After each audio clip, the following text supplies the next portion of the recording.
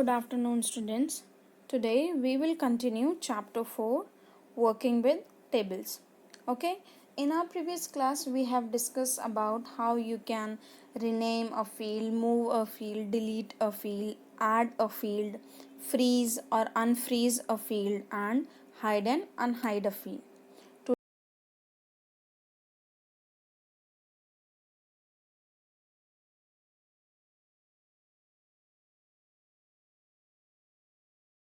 As soon as you click on the MS Access 2010 option, then you will get this page and you have to click on the database that you have prepared earlier. Okay, I am double clicking on that, and I will show you how you can do that. Me. Okay, see, I have made two tables. So one is this and another one is this. Okay, so first of all we will talk about moving through records. So at the bottom of the screen you will find this record option and few arrows are there, and see, we have made 12 records. That's why it is showing 1 of 12, because the one number is selected. So as there are various option, I will click on next record, so it will shift it to the next one. Fine. And if I want to see the previous one, I will click on this previous record, and if I want to go to the last record, then I will go to this option. Okay, and if I want to go to the first one, then I will click on this one. Fine. And you can see one arrow and just some golden box is there. That means you will go to the new record, okay, that you have not made. Fine. For lookup wizard you have to make a field. Okay, I am naming it as class. Fine.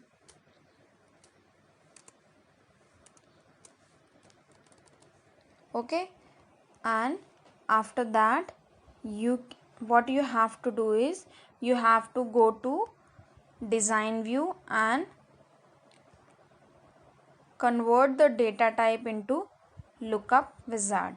Okay, and just click on I want to lookup field to get the values from another table or query. Okay, and click on next.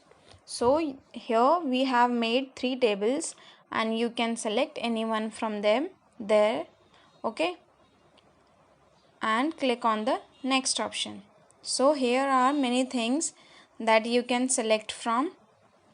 Okay, when you want to select only one, you can just click on this single arrow, and if you want all to move or selected field, then you can click on the double arrow. Okay, and I am just selecting ID and name. Okay, and date of birth. Okay, I will just add name only. Fine.